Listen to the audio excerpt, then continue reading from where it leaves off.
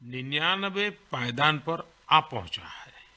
आमतौर पर हम सुनते हैं कि 99 का फेर बहुत कठिन होता है।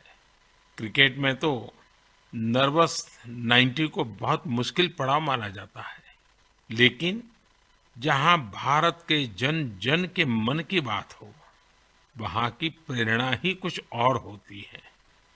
मुझे इस बात की भी खुशी है कि मन की बात के 100वें एपिसोड को लेकर देश के लोगों में बहुत उत्साह है।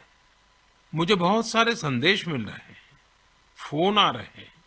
आज जब हम आजादी का अमृतकाल मना रहे हैं, नए संकल्पों के साथ आगे बढ़ रहे हैं, तो 100वें मन की बात को लेकर आपके सुझावों और विचारों को जानने के लिए मैं भी बहुत उत्सुक हूं।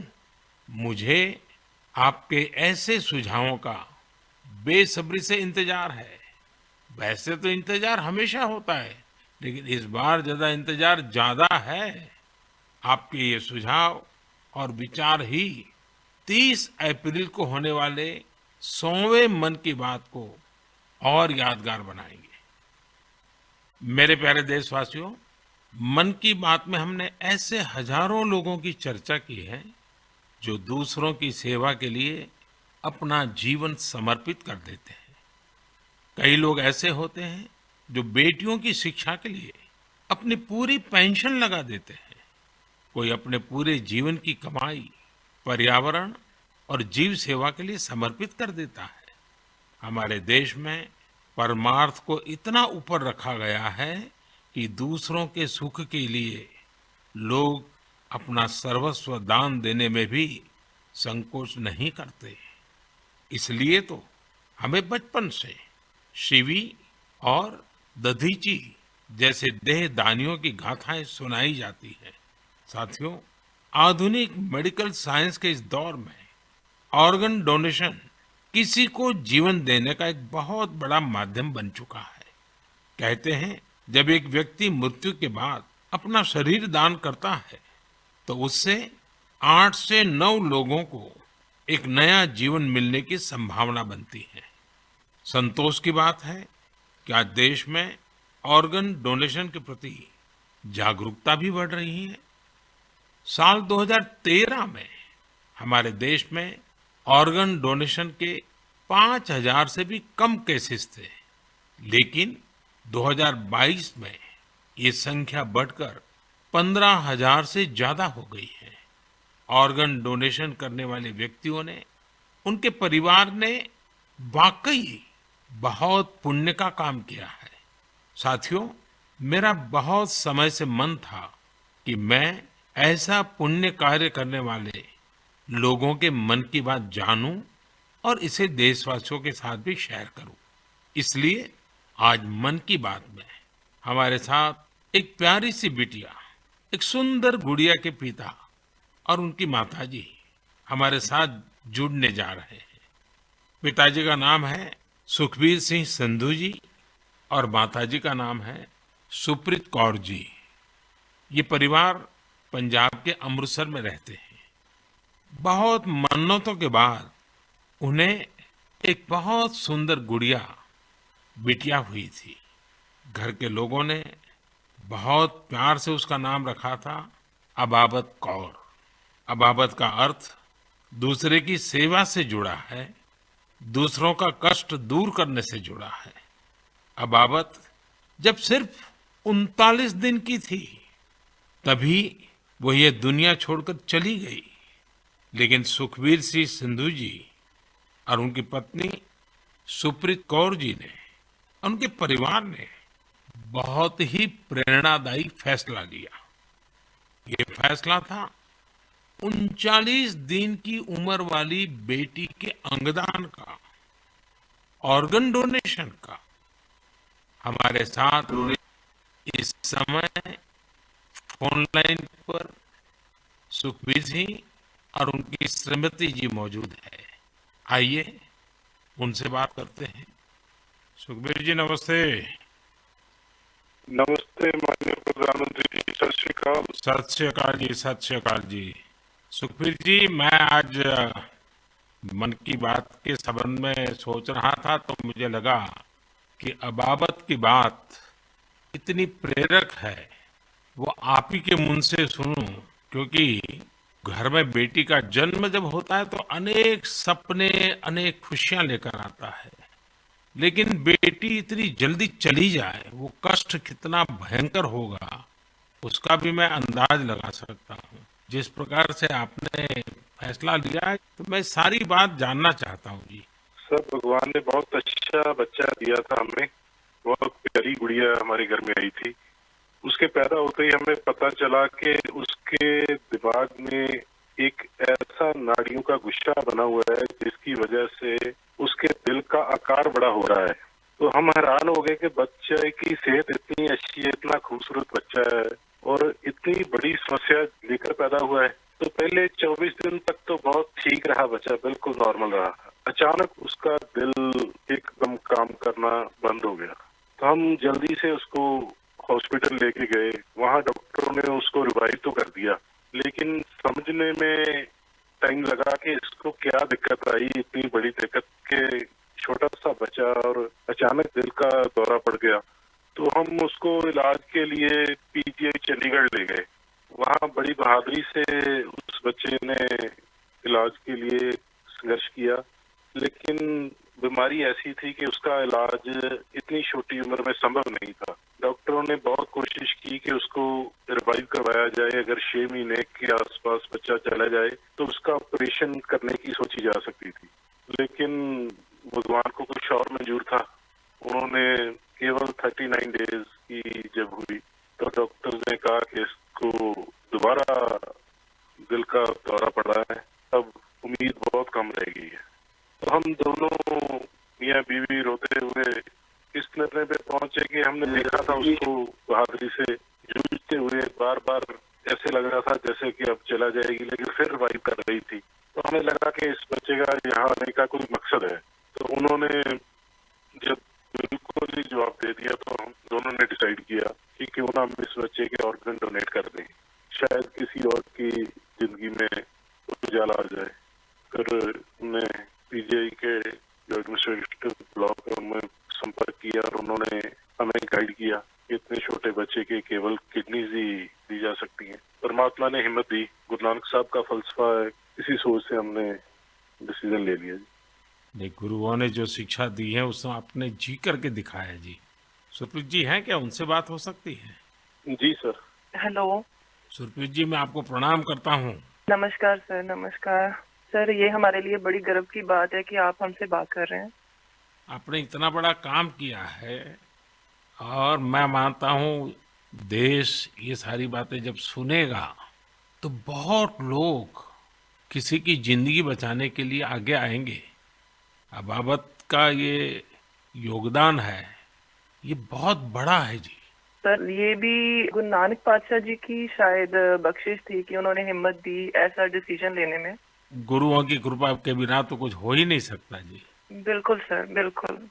सुखबीर जी, जब आप अस्पताल में होंगे और ये हिला देने वाला समाचार जब डॉक्टर ने आपको दिया, उसके बाद भी आपने स्वस्थ मन से, आपने और आपकी श्रीमती जी ने इतना बड़ा निर्णय किया। गुरुओं की सीख तो है ही है, लेकिन आपके मन में इतना बड़ा उदार विचार, और सचमुच में अबाबत का जो अर्थ सामान्य भाषा में कहे तो मददगार होता है, ये काम कर दिया। ये उस पल को मैं सुनना चाहता हूँ जी। सर, एक्चुअली हमारे एक फैमिली फ्रेंड है प्रिया जी, उन्होंने अपने ऑर्गन डोनेट किए थे। उनसे भी हमें प्रेरणा मिली। तो उस समय तो हमें लगा कि शरीर जो है पंच तत्वों में विलीन हो जाएगा। जो कोई बिछड़ जाता है, चला जाता है, तो उसका शरीर को जला दिया जाता है या दबा दिया जाता है। लेकिन अगर उसके ऑर्गन किसी के काम आ जाए तो ये भले का ही काम है। और उस समय हमें और गर्व महसूस हुआ जब डॉक्टर्स ने ये बताया हमें कि आपकी बेटी इंडिया की यंगेस्ट डोनर बनी है जिसके ऑर्गन सक्सेसफुली ट्रांसप्लांट हुए। तो हमारा सर गर्व से ऊंचा हो गया कि जो नाम हम अपने पेरेंट्स का इस उम्र तक नहीं कर पाए, एक छोटा सा बच्चा आके इतने दिनों में हमारा नाम ऊंचा कर गया। और इससे और बड़ी बात है कि आज आपसे बात हो रही है इस विषय पे, हम प्राउड फील कर रहे हैं। सुखबीर जी, आज आपकी बेटी का सिर्फ एक अंग जीवित है ऐसा नहीं है। आपकी बेटी मानवता की अमर गाथा की अमर यात्री बन गई है। अपने शरीर के अंश के जरिए वो आज भी उपस्थित है।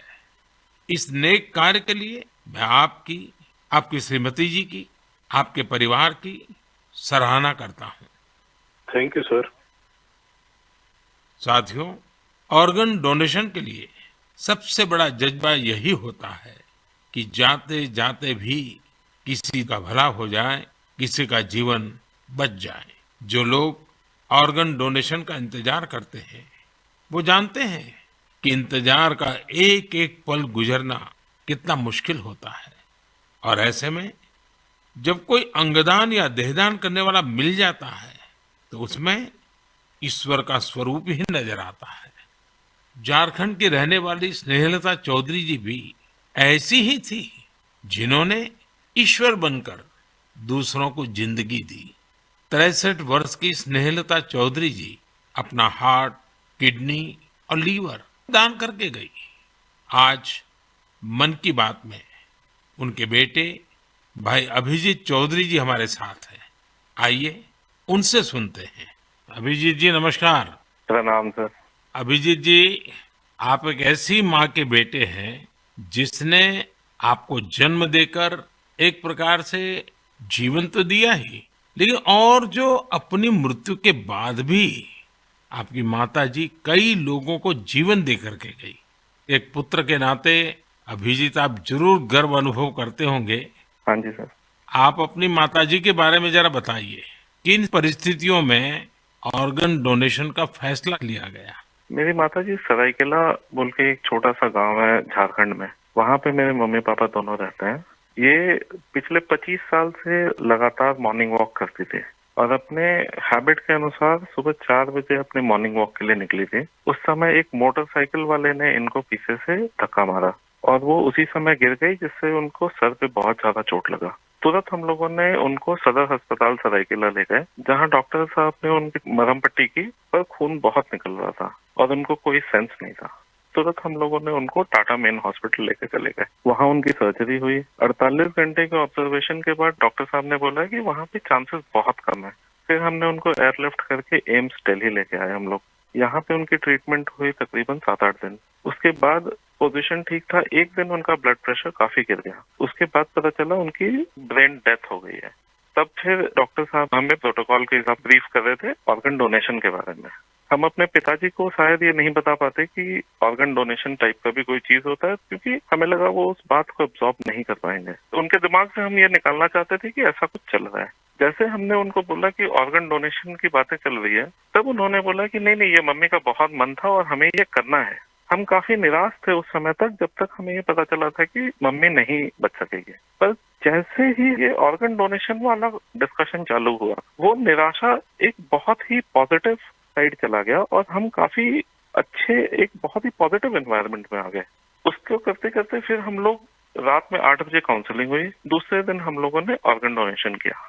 इसमें मम्मी का एक सोच बहुत बड़ा था कि पहले वो काफी नेत्रदान और इन चीजों में, सोशल एक्टिविटीज में ये बहुत एक्टिव थी। शायद यही सोच को लेकर के ये इतना बड़ा चीज हम लोग कर पाए। और मेरे पिताजी का जो डिसीजन मेकिंग था इस चीज के बारे में, इस कारण से ये चीज हो पाया। कितने लोगों को काम आया अंग? इनका हार्ट, 2 किडनी, लिवर और दोनों आंख, ये डोनेशन हुआ था। तो 4 लोगों की जान और 2 जनों को आंख मिला है।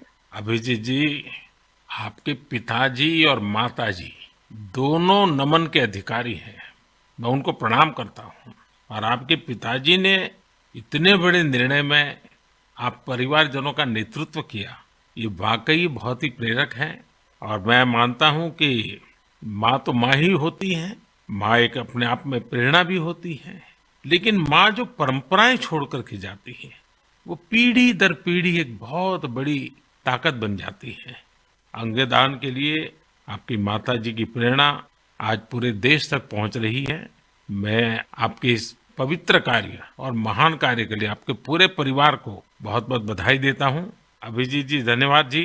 और आपके पिताजी को हमारे प्रणाम जरूर कह देना। जरूर जरूर, थैंक यू। साथियों, 39 दिन की अबाबत कौर हो या 63 वर्ष की स्नेहलता चौधरी, इनके जैसे दानवीर हमें जीवन का महत्व समझाकर जाते हैं। हमारे देश में आज बड़ी संख्या में ऐसे जरूरतमंद है जो स्वस्थ जीवन की आशा में किसी ऑर्गन डोनेट करने वाले का इंतजार कर रहे हैं। मुझे संतोष है कि अंगदान को आसान बनाने और प्रोत्साहित करने के लिए पूरे देश में एक जैसी पॉलिसी पर भी काम हो रहा है। इस दिशा में राज्यों की डोमिसाइल की शर्त को हटाने का निर्णय भी लिया गया है। यानी अब देश के किसी भी राज्य में जाकर मरीज ऑर्गन प्राप्त करने के लिए रजिस्टर करवा पाएगा। सरकार ने ऑर्गन डोनेशन के लिए 65 वर्ष से कम आयु की आयु सीमा को भी खत्म करने का फैसला लिया है। इन प्रयासों के बीच मेरा देशवासियों से आग्रह है कि ऑर्गन डोनर ज्यादा से ज्यादा संख्या में आगे आए। आपका एक फैसला कई लोगों की जिंदगी बचा सकता है, जिंदगी बना सकता है। मेरे प्यारे देशवासियों, ये नवरात्र का समय है, शक्ति की उपासना का समय है। आज भारत का जो सामर्थ्य नए सिरे से निखर कर सामने आ रहा है, उसमें बहुत बड़ी भूमिका हमारी नारी शक्ति की है। हाल फिलहाल ऐसे कितने ही उदाहरण हमारे सामने आए हैं। आपने सोशल मीडिया पर एशिया की पहली महिला लोको पायलट सुरेखा यादव जी को जरूर देखा होगा। सुरेखा जी एक और कीर्तिमान बनाते हुए वंदे भारत एक्सप्रेस की भी पहली महिला लोको पायलट बन गई है। इसी महीने प्रोड्यूसर गुनीत मोंगा और डायरेक्टर कार्तिकी गोंजाल्विस उनकी डॉक्यूमेंट्री एलिफेंट विस्परर्स ने ऑस्कर जीतकर देश का नाम रोशन किया है। देश के लिए एक और उपलब्धि भाभा एटॉमिक रिसर्च सेंटर की साइंटिस्ट बहन ज्योतिर्मयी मोहंती जी ने भी हासिल की है। ज्योतिर्मयी जी को केमिस्ट्री और केमिकल इंजीनियरिंग की फील्ड में IUPAC का विशेष अवार्ड मिला है। इस वर्ष की शुरुआत में ही भारत की अंडर 19 महिला क्रिकेट टीम ने T20 वर्ल्ड कप जीतकर नया इतिहास रचा। अगर आप राजनीति की ओर देखेंगे तो एक नई शुरुआत नागालैंड में हुई है। नागालैंड में 75 वर्षों में पहली बार 2 महिला विधायक जीतकर विधानसभा पहुंची हैं।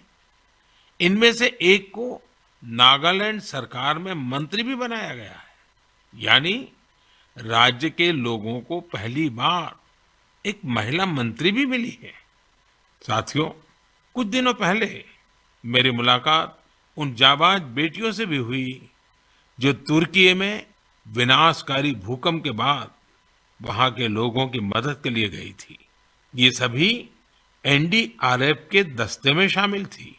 उनके साहस और कुशलता की पूरी दुनिया में तारीफ हो रही है। भारत ने UN मिशन के तहत शांति सेना में वुमेन ओनली प्लेटून की भी तैनाती की है। आज देश की बेटियां हमारी तीनों सेनाओं में अपने शौर्य का झंडा बुलंद कर रही है। Group captain Shalija Dhami combat unit में कमांड अपॉइंटमेंट पाने वाली पहली महिला वायुसेना अधिकारी बनी है। उनके पास करीब 3000 घंटे का फ्लाइंग एक्सपीरियंस है। इसी तरह भारतीय सेना की जांबाज कैप्टन शिवा चौहान सियाचिन में तैनात होने वाली पहली महिला अधिकारी बनी है।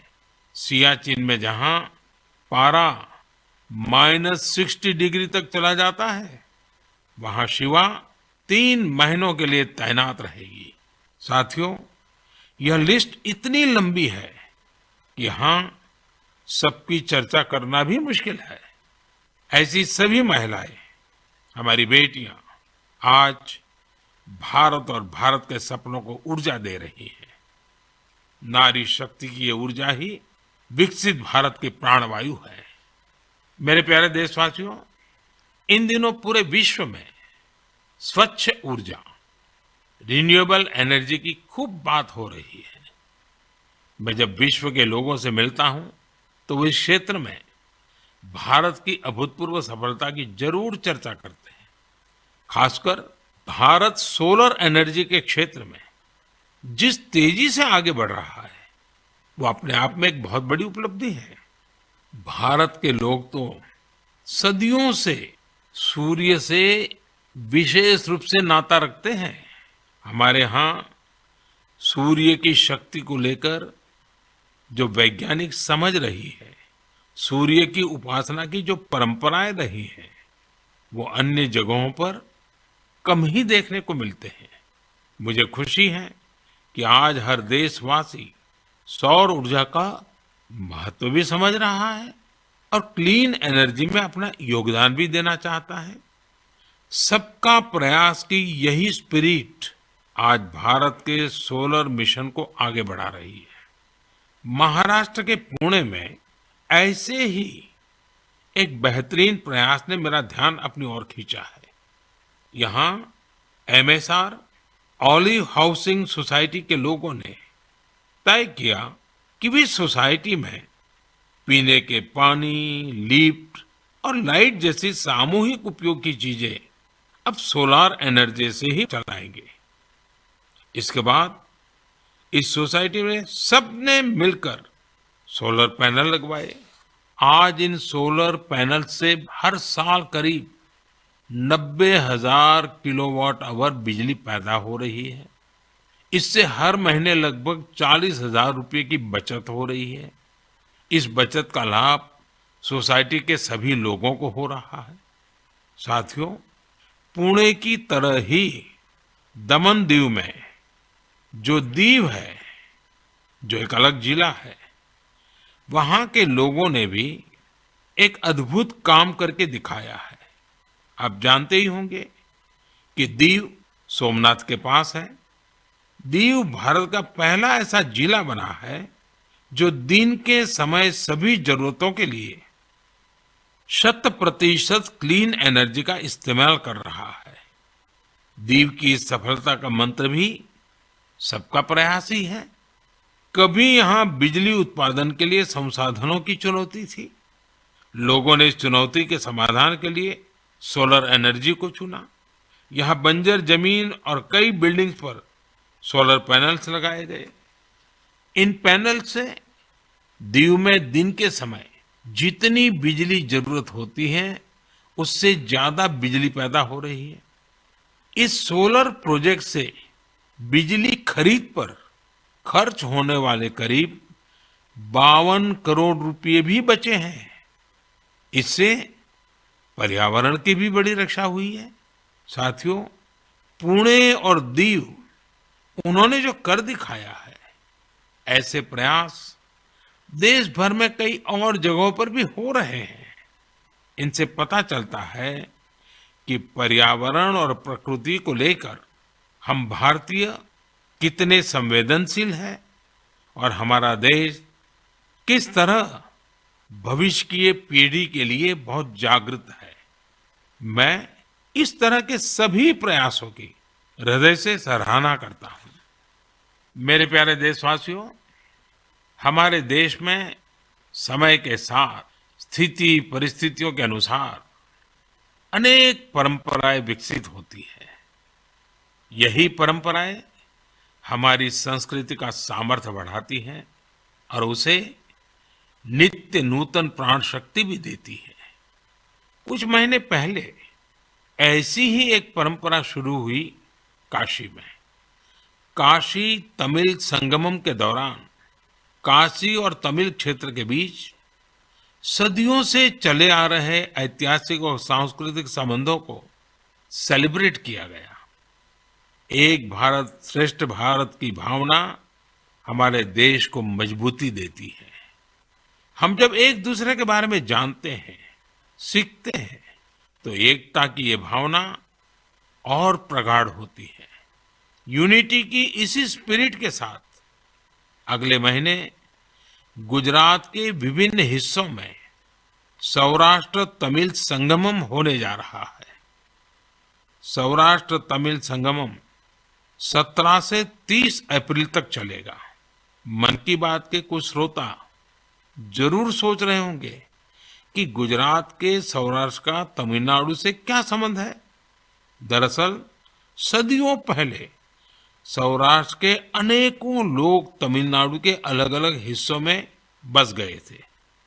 ये लोग आज भी सौराष्ट्री तमिल के नाम से जाने जाते हैं।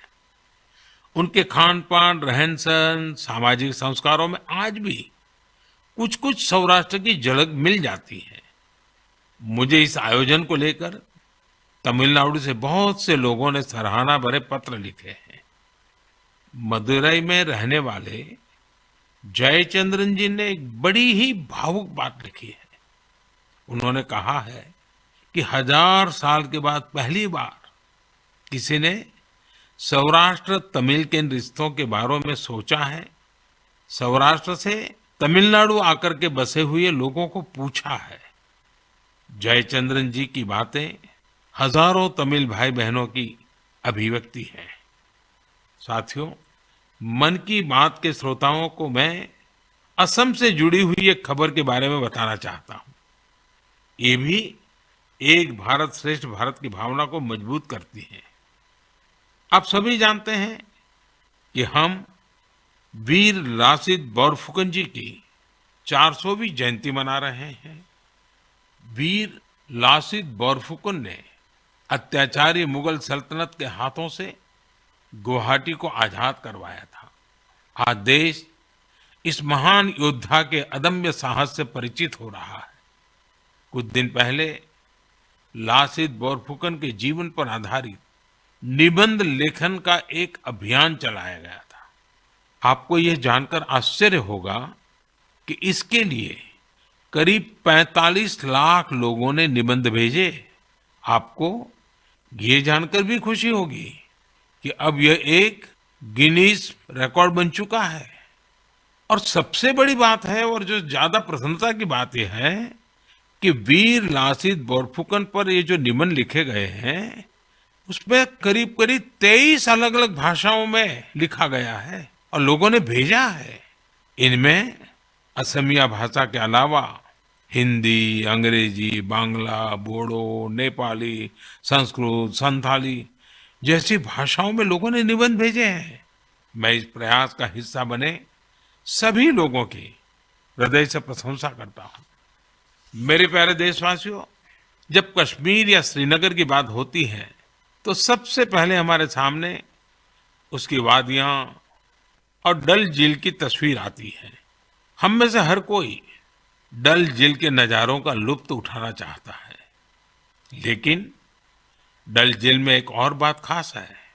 डल झील अपने स्वादिष्ट लोटस स्टेम्स, कमल के तनों या कमल ककड़ी के लिए भी जानी जाती है। कमल के तनों को देश में अलग अलग जगह अलग अलग नाम से जानते हैं। कश्मीर में इन्हें नादरू कहते हैं। कश्मीर के नादरू की डिमांड लगातार बढ़ रही है। इस डिमांड को देखते हुए डल झील में नादरू की खेती करने वाले किसानों ने एक एफपीओ बनाया है। इस एफपीओ में करीब 250 किसान शामिल हुए हैं। आज ये किसान अपने नादरू को विदेशों तक भेजने लगे हैं। अभी कुछ समय पहले ही इन किसानों ने 2 खेप यूएई भेजी है।